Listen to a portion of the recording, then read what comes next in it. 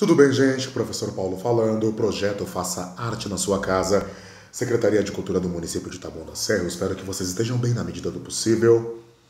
Certo? Deixa eu ajeitar aqui. La chapeleta. Maravilha! Opa, arrumar aqui as coisinhas aqui. Deixa assim, deixa assim, deixa assim. Deixa eu ver aqui desse jeito aqui. Acho que rolou assim, deixa assim. Vamos lá? Projeto Faça Arte na Sua Casa, Secretaria de Cultura do município de Taboão da Serra. Lembrando que essas aulas têm a finalidade de levar a você, a nossos alunos e outros alunos, um pouco dos conteúdos que nós trabalhamos nas nossas oficinas, ok? São vídeos curtos, uma pesquisa feita de forma muito rápida, e a ideia é estimular você a fazer sua própria pesquisa também, ok? Então aqui a gente dá um pontapé inicial, constrói uma ideia, um ponto de partida, e você vai se aprofundar dentro daquilo que é teu objetivo. Maravilha? Então, vamos dar sequência às nossas coisas. Na aula anterior eu falei sobre o Sêneca, né? O Sêneca foi o nosso terceiro, vamos dizer assim, o nosso terceiro dramaturgo romano. Nós estamos falando de teatro romano já há um tempo, né? Falamos sobre o Plauto, sobre o Terêncio e falamos sobre o Sêneca, ok? Por que esses três nomes são importantes? Porque é importante lembrar deles como os pioneiros ou os nomes que chegaram até os dias atuais. Vamos dizer assim,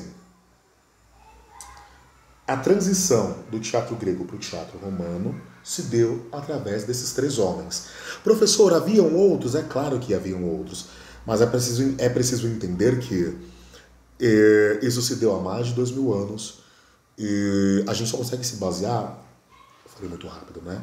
Nós conseguimos nos basear através daquilo que está documentado, ok? Então, o que chegaram de obras, o que chegou de documento, de registro, foram esses caras.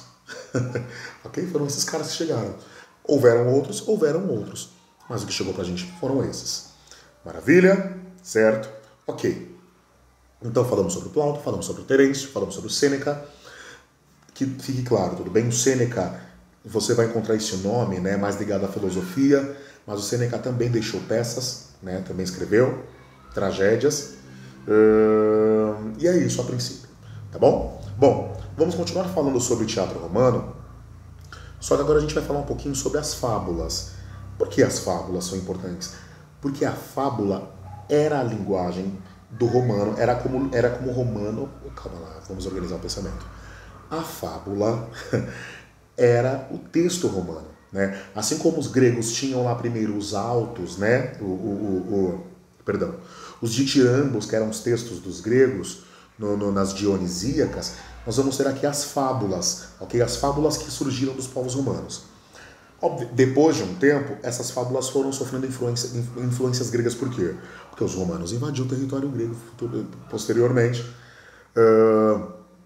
Primeiro houve a invasão de Roma através de Alexandre, então Alexandre o Grande trouxe a cultura grega para o território romano. Depois Alexandre morreu, então Roma se restabeleceu como civilização e invadiu o território grego, tá certo? É importante pensar que enquanto Roma se projetava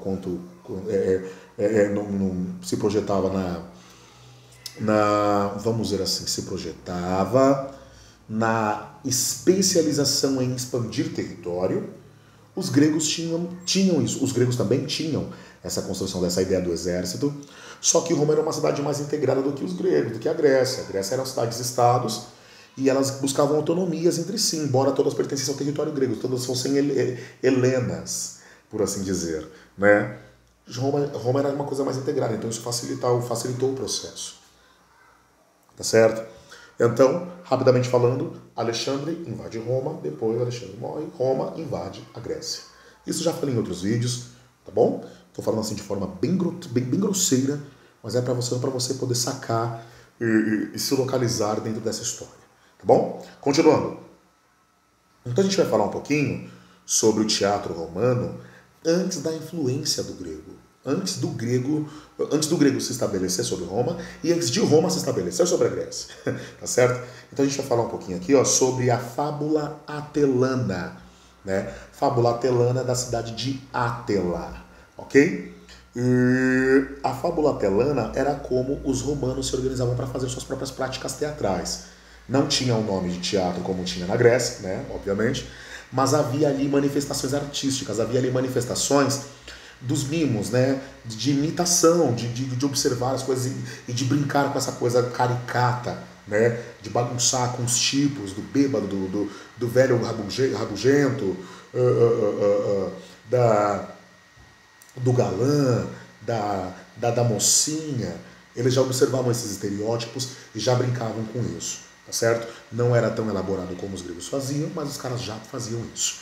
Então, vamos falar um pouquinho sobre a fábula atelana, ok? Eu já fiz uma introdução sobre a fábula atelana num vídeo lá no começo, logo que nós começamos com esses vídeos lá em março ou abril, ok? Mas agora ela está mais construída aqui dentro e eu acho que eu vou conseguir explicar para vocês com um pouquinho mais de propriedade, tá bom? Vamos lá. A fábula atelana é um gênero dramático, uma forma popular de farsa. Lembra da farsa? A farsa era aquela modalidade de comédia que não pisa em ovos, não pede licença, é na lata. Critica, bagunça, pratica bullying. Essas são as características da farsa, tudo bem? Com a farsa não tem pudor. Né? Então vamos lá. Fábula atelana é um gênero dramático. Por que dramático?